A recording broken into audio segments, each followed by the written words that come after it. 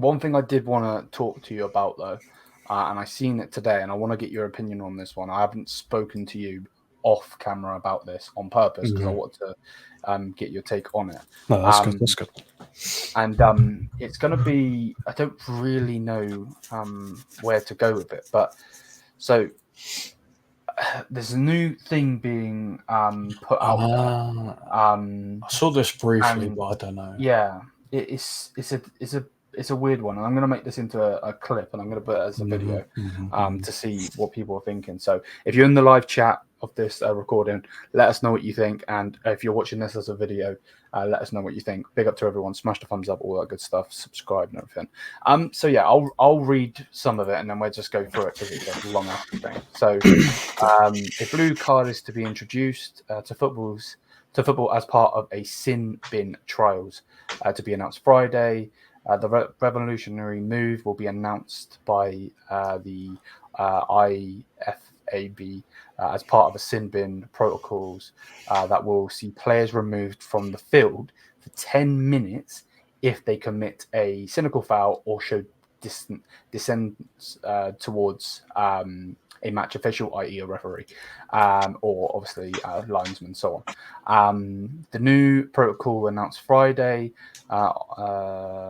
will limit the new card to fouls that prevent a promising attack plus dissent, as well as confirming a player should be shown a red card if they receive 2 blue cards during a match or a combination of a yellow and a blue. Top tier competitions will be excluded from the tests in the professional game in case of the protocols required further refinement, but elite trials could basically begin coming in the summer. So I believe they do this in rugby, I believe. Yep. So yeah, they do it in some Sunday leagues as well. Like, it has been a thing in football. Yeah, it is a weird one because I think going a man down in football is too impactful. Yeah, as people see with a red card. 10 minutes as well. 10 minutes, yeah, literally. So a ninth of the game, 1/9 of the game, or even bloody a quarter of a half of the first half or second half. Yeah. People know what it's like to go down to 10 men because teams really bloody put it on you and you're missing someone. Obviously, there'll be the talks of maybe, but when they come on and the other team hasn't scored when they're pressing, and then they're like, God, they're back to 11 men. We got to kind of balance things out. Maybe kind of like soul taking in a way, but they're already having issues with stuff like VAR. Obviously, no one wanted VAR when people introduce it. VAR can be good, but there's so many mongs behind the whole system. They need proper people doing it. And with these refs these days, like for someone like dissent, like basically talking to the ref, bloody whole United team might as well just sit on the bench for 10 minutes and just let the other team score as many goals they bloody wants, because 100. literally, like, our game against Liverpool at Anfield this season, Dalot got 2 yellow cards in the space of a minute because of dissent. Because Dalot tackled, but you actually see in the end he came off the Liverpool player to go off. And he's like, no, I did not, it weren't off me. And they're like, yellow card. And he's like, what the fuck, that's stupid. Okay, yellow card, red card. Like, and players like Bruno Fernandes and Kimmich are screwed. Yeah, exactly that. Like a lot of, especially dissent, a lot of yellow cards been produced because of dissent this season, especially in the Premier League. Obviously, I know Premier League's been bloody crap with officials anyway. If you want to put it in a crap league, do it there, but you can't do it for the top leagues. Can't do it for top competitions. You just can't do it unless you want to really, really get these refs, put them through proper bloody training, dish out, like tell the whole world the rules,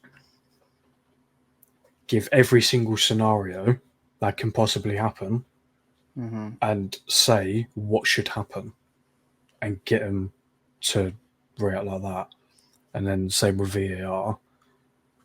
Yeah, it's not hard to see if someone's offside. You can literally make a line,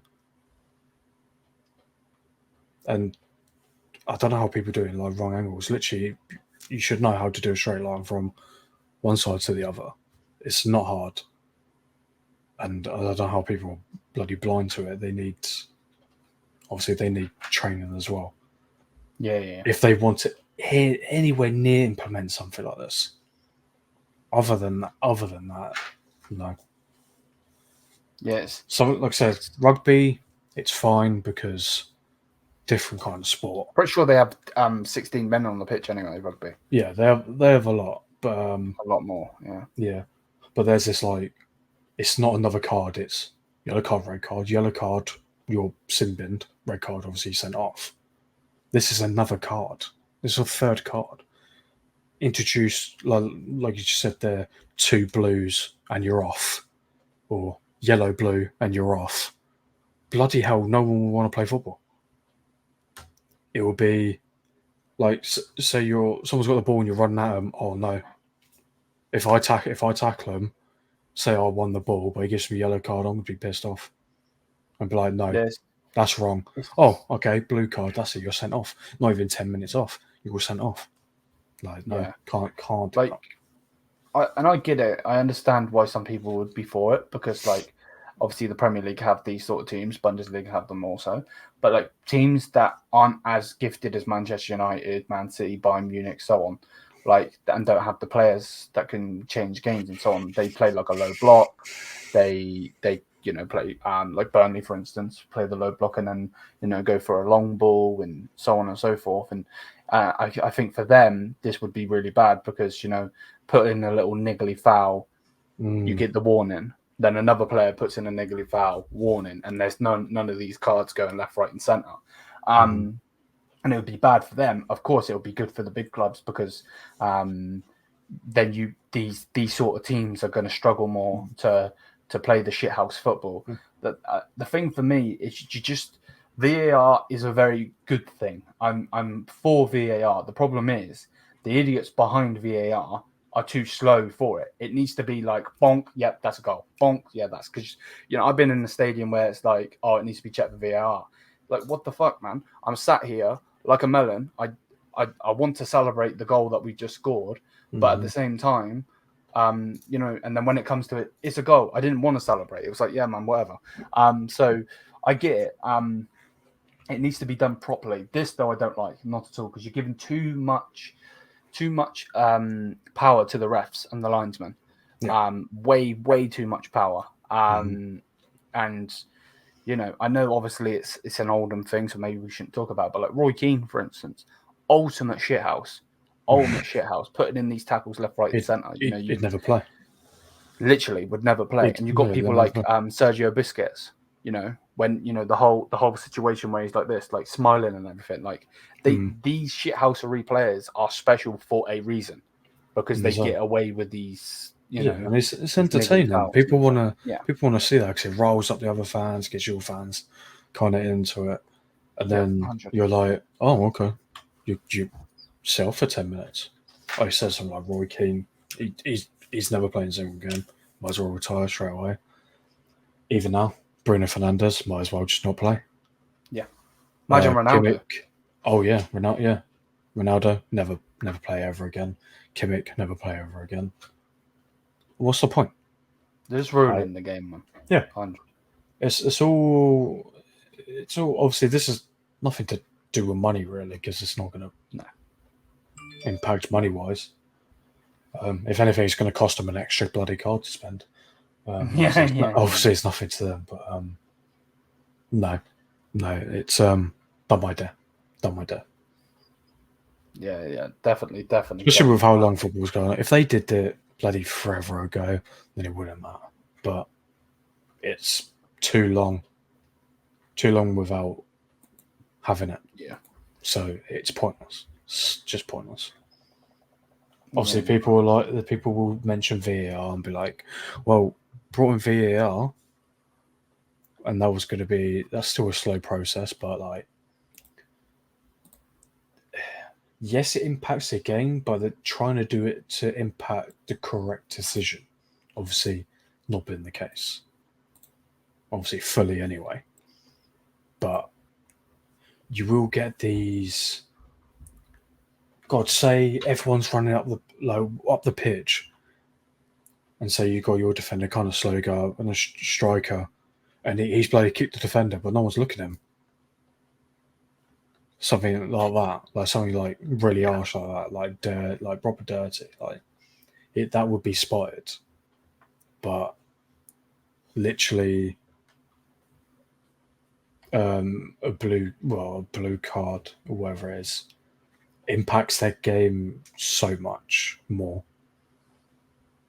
because you're down to 10 men. You're basically red carding someone for 10 minutes. Yeah.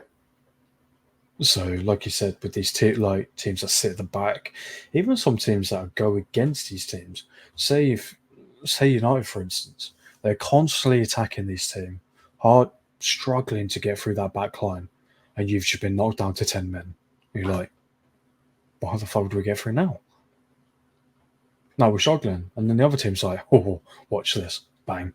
Straight at them for 10 minutes. Probably get a goal or two.